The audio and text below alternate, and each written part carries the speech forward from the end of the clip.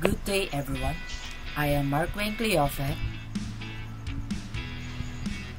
I am Mark Angelo Bangham. And I am Kent Lawrence Cuyao. and today we want to talk about something that's been a big part of our technological journey, the 80 x 86 microprocessor family. It might sound like just another computer term, but trust me, it's a huge deal. Without it, our computers, games, and even some modern devices might not exist as we know them. To start, let me tell you what is 80 x 86 microprocessor family. According to Wikipedia, the 80 x 86 microprocessors, which were made by Intel, first came out in April 1972. They were the brains behind the early computers that people started using at home and at work. These microprocessors made it easier for regular people, not just for engineers, to use computers.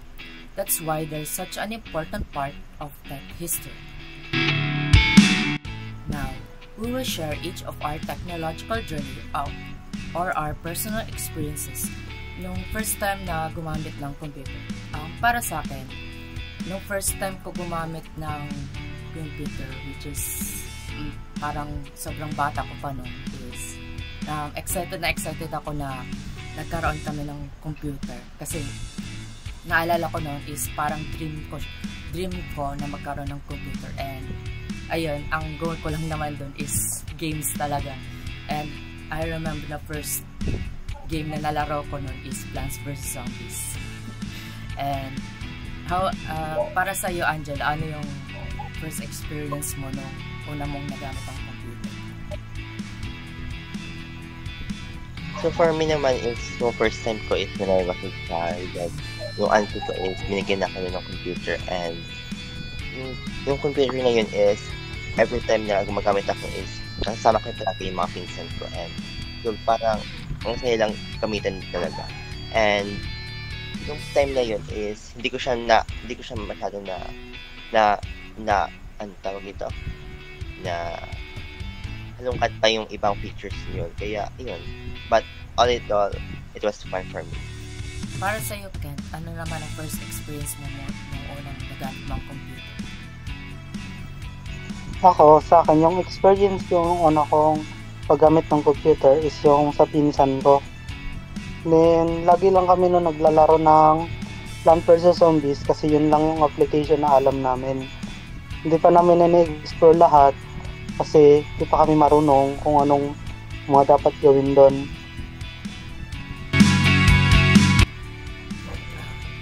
Para naman sa unpacking the architecture, para sa akin, ang kinagandahan ng 80 x 86 microprocessors is yung capability niya na gawin yung gusto mong gawin. Like, kung anong pagagawin mo sa computer, gagawin niya talaga na parang sunod-sunuran lang. Gano'n.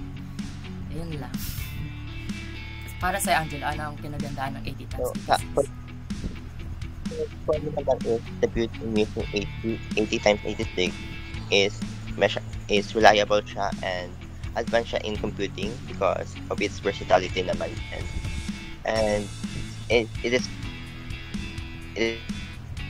also compact with the memory yan.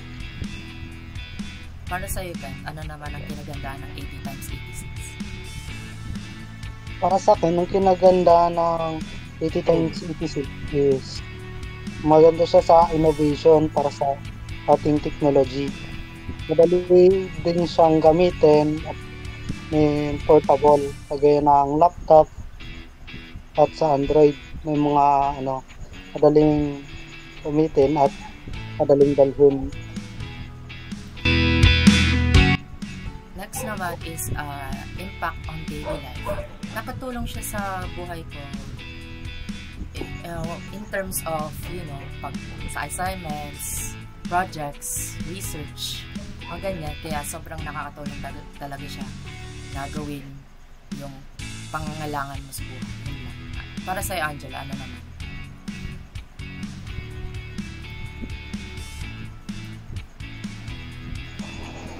Sa akin lang din naman sa nakakatulong Okay, also, dahil sa foundation ng computers, we use it every day. Like, pwede natin siya magamit sa school, sa trabaho, o sa kahit ano pa, paggala-ganan. Sa'yo, Ken, ano naman? Sa akin naman, ang impact sa akin ng 80 times 86 is natutulungan akong gawin yung mga activities ko, tas i-manage yung oras ko para sa mga gawin sa bahay, especially sa mga activities ko sa eskwelahan dahil college na. Last is looking forward. Sa tingin ko, ang mangyayari sa future if na-continue pa na mag-evolve ang 80 times 86 microprocessors is ngayon, napapansin pa lang is yung pag-usbong ng AI or artificial intelligence. Feel ko mas hihigit pa kung meron na ngayon, kung ano na ang kaya ng AI ngayon is parang sa future is mas tataas pa yung kung anong posible na mangyari sa iyo. Sa'yo, Angela, anong mangyayari? So, para sa akin naman, same din sa'yo. I think mas maging powerful pa yung mga computers na ginagamit natin. And I think mas lalong maging advanced yung technology. Like, ayun nga meron na tayong ginagamit na yung sa matabag na yung bagong labas na yung sa mask, gano'n. Yan. Sa'yo, Ken, ano naman? Para sa akin, parang kapag gumanda pa at nag-innovate pa lalo yung 80 times 86, parang makakatulong ito sa sa artificial intelligence at paglago ng medicine. At beneficial din ito sa ibang kategory. Thank you for sharing your experiences. I think that's it. So, thank you for hanging with us. Bye!